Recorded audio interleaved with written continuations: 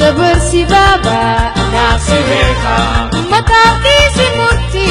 gohong matakaba nasi beka kadang ke ganni dume erog dabarsi baba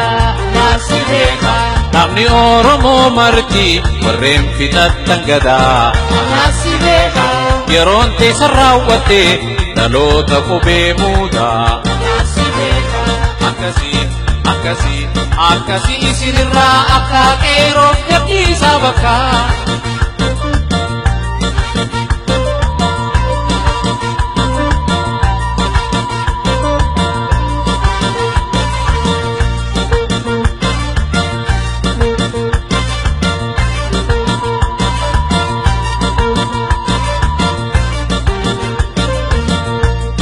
Andandeenyu ija dhiigaan gadhaamneeta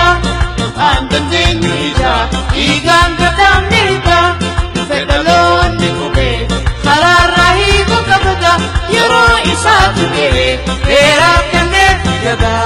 yeroo isaatu gahe dheeraa kennee gada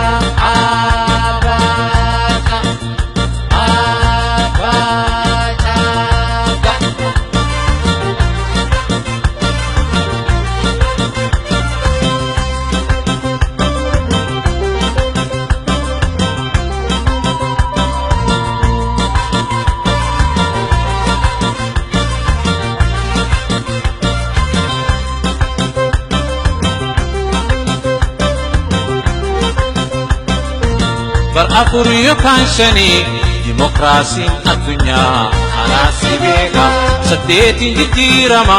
bulchiinsi gadaa keenya afur yookaan shanii dimokiraasiin addunyaa anaasi beeka saddeetiin jijjiirama bulchiinsi gadaa keenya lachuu keessa hin jiru kan keetu maal je'ama anaasi beeka deebisaa biroon qabdu tuntubbii baay'irrumaa akkasii sirraa akka qeeroof gadhiisi bakka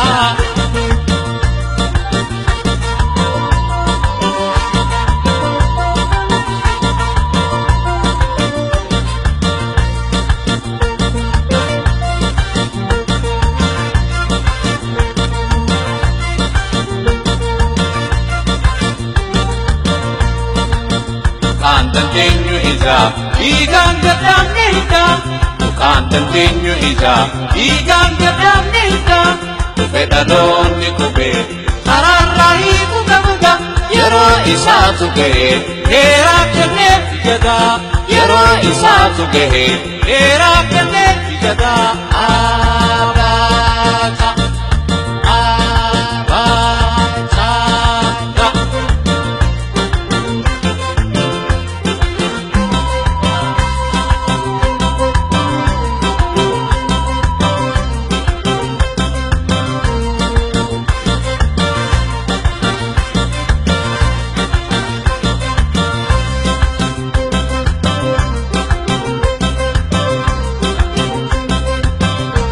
Qubee jijjiiruu dhiisi dhiigaa lafeetu jaare ummanni tanaaf lolee dubbii dhageenyaan aare qubee jijjiiruu dhiisi dhiigaa lafeetu jaare anaasi beeka Oromoon kanaaf lolee dubbii dhageenyaan aare dubbii dhamoo doorsisaa geeddaruun abbaa duubaa anaasi beeka jijjiiramuu hin ta'u seenaan abbaadha qaba akkasii sirraa akka qeeroof gadhiisi bakka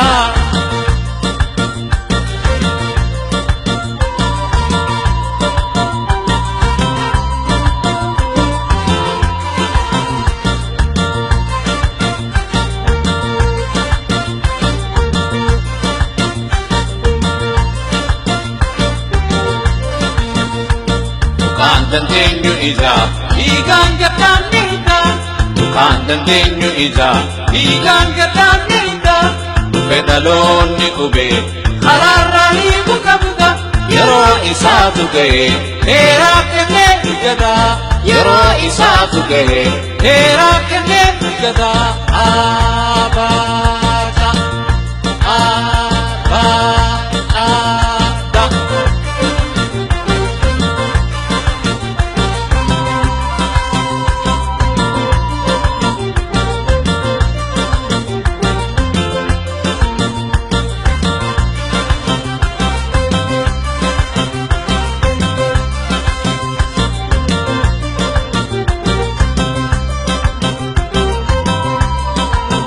Matapisi murti gomata kaba anasi beha gadan ke ganni dume ero gabar si baba anasi beha matapisi murti gomata kaba